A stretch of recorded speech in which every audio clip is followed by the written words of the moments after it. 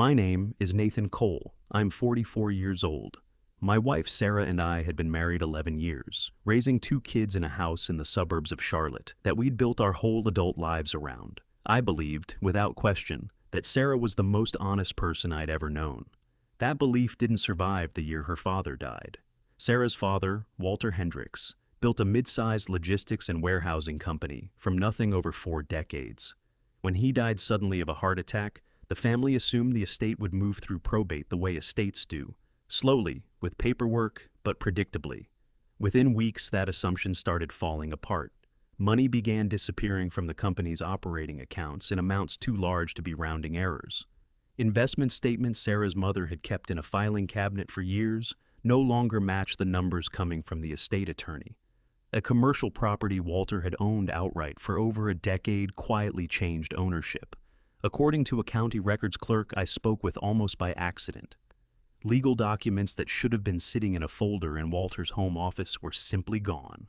Sarah told me not to worry. She said estate settlements were always messy, that lawyers drag things out, that banks made errors during transitions like this. I believed her, mostly because I had no reason not to. The first crack came on an ordinary evening while I was organizing old family files in Walter's home office, helping Sarah's mother sort through what needed to go to the attorney. Tucked inside a folder labeled Miscellaneous, I found a property transfer document, signed and notarized, dated 3 weeks before Walter's official date of death. I read it twice before the wrongness of it fully landed. A dead man cannot sign anything 3 weeks before he dies unless someone is lying about when or how he actually died. I didn't say anything to Sarah. I made a copy of the document and put the original back exactly where I'd found it. I started quietly, the way you start pulling a thread without knowing how much of the sweater will come apart. I searched the county business registry and found an LLC called Meridian Point Holdings, registered 18 months before Walter's death, with an address that traced back to a UPS mailbox store 2 towns over.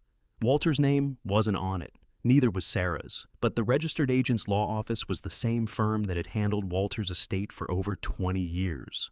I met with a forensic accountant named Priya Desai, recommended by a college friend who worked in corporate compliance, and gave her the property transfer and everything I could legally access.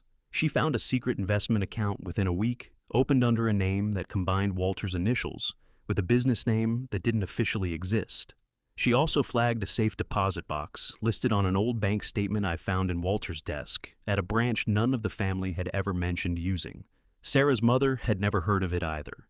When I gently brought it up, without accusing anyone, she said Walter had gotten cautious in his final years, though she couldn't say cautious about what.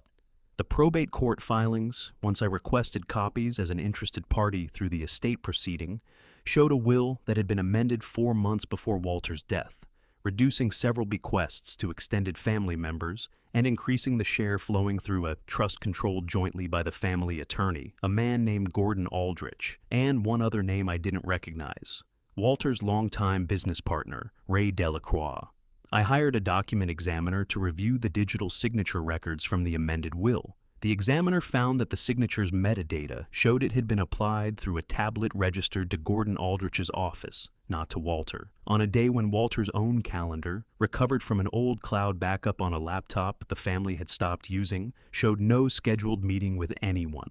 Around this time, an anonymous email arrived in an account I'd set up specifically to receive information about the estate from someone identifying only as a former bookkeeper at Walter's company.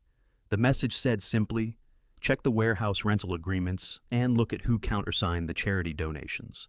I found the warehouse lease 3 days later, a facility Walter's company had been renting for 2 years that showed almost no recorded inventory movement despite steady monthly payments. I cross-referenced GPS history from 2 company vehicles, still accessible through a fleet tracking subscription nobody had canceled, and found repeated late-night trips to that same warehouse, always by the same driver, always around the same days each month, that corresponded to charitable donation entries in the company's books.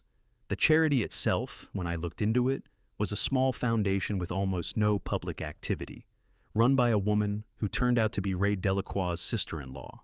The donations, routed through the foundation and then partially refunded as administrative reimbursements, were quietly moving money out of the company and back to accounts connected to both Ray and Gordon. I found a stack of fake invoices in a forgotten USB drive tucked inside an old desk organizer of Walter's for consulting services that, according to Priya's research, no such consulting firm had ever performed, billed to the company at increasing amounts over 3 years. There were attempts, documented in an email chain recovered from a deleted folder on a company cloud backup, to move a portion of these funds into an offshore account, an attempt that appeared to have stalled only because the receiving bank flagged the transaction for additional compliance review. Meanwhile, family dinners turned into arguments I sat through quietly, absorbing every word. Sarah's brother accused her of hiding information. Sarah's mother grew more confused and more frightened with each passing month. Sarah herself insisted repeatedly that she knew nothing, that she trusted Gordon because he'd been the family's attorney since she was a teenager. I began to suspect Sarah wasn't the mastermind, but I couldn't yet rule out that she was protecting someone, even unknowingly. The insurance policy on Walter's life had been quietly modified 8 months before his death, increasing the payout and changing a portion of the beneficiary designation to the same trust controlled by Gordon and Ray. I learned this from a private investigator I hired, a retired detective named Frank Ibarra, who also pulled home security footage from Walter's own house, footage the family hadn't thought to review, showing Gordon Aldrich visiting Walter alone late at night on multiple occasions in his final months, always leaving with a folder under his arm. Frank also found, through legwork rather than documents, a woman who'd worked as Walter's private nurse in his last year, who told him Walter had confided in her, worried and confused, that Gordon keeps bringing papers I don't remember agreeing to. I read through old journals belonging to Walter, kept in a box in the attic, and found entries from the final year of his life describing growing unease about Gordon and Ray, about money he couldn't account for, about a decision he'd made to change his will back to its original terms. A change that, according to every document I now had, never actually made it into the official record before he died. Sarah found me one night surrounded by all of it, the timeline spread across our dining room table. I expected her to be angry. Instead, she sat down and told me the truth I'd been circling for months without landing on directly. She said that years earlier, before we were even married, she'd discovered irregularities in her father's books and had gone to Gordon, trusting him as the family's oldest advisor, asking him to look into it quietly. Gordon had told her he'd handled it. She never knew he'd use that early warning to learn exactly how to hide his own scheme more carefully going forward. She wasn't the architect. She was the person whose early trust in the wrong man had been quietly weaponized against her entire family for years. I believed her because by then, every piece of evidence I had pointed the same direction, toward Gordon and Ray, not toward her.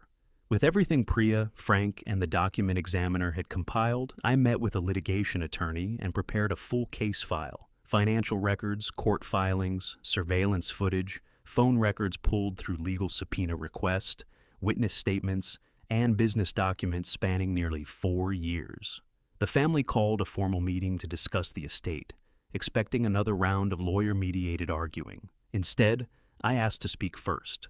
I laid out the property transfer signed after Walter's death, then the hidden LLC, then the secret investment account, and the safe deposit box, which forensic accountants had since opened under court order, revealing additional cash and a second, earlier version of Walter's will that matched the original terms his journal described.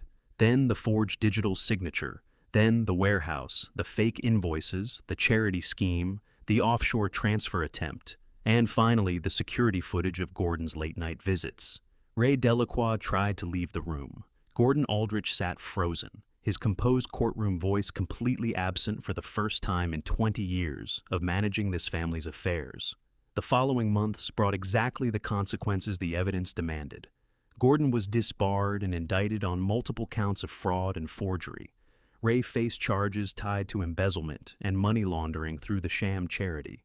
The original will, verified and authenticated, was reinstated by the probate court, restoring the inheritance to its rightful terms. Several of the diverted assets were recovered through court-ordered restitution, though not all of it. Some money, as Frank had warned me early on, simply doesn't come back. Sarah's mother, finally understanding how thoroughly she'd been deceived by a man she'd trusted for 2 decades, cut all ties with Gordon's former firm and rebuilt her finances with new independent counsel. Sarah's relationship with her brother slowly repaired. Once the truth made clear, neither of them had been working against the other. Sarah and I stayed together. It wasn't easy. There were months where the weight of everything I'd uncovered sat heavily between us, where she carried guilt for the early trust she'd placed in Gordon, and I carried the strange exhaustion of a man who'd spent the better part of a year building a case against people his wife had known her whole life. But we talked through it in pieces, the way you rebuild anything worth keeping. I think about Walter sometimes, writing in that journal in his final months, sensing something was wrong, but not living long enough to fix it himself. I like to believe that somewhere in all of this, finishing what he started counts for something. Real family, I've learned, isn't about blood, and it certainly isn't about money. It's about who tells you the truth when it would be easier not to. Sarah did, eventually, and that mattered more to me than any inheritance ever could. If you were in my position, would you have confronted the family the moment you found that first forged document, or built the entire case first, the way I did? Let me know in the comments, and if this story kept you hooked until the very end, hit like and subscribe for more.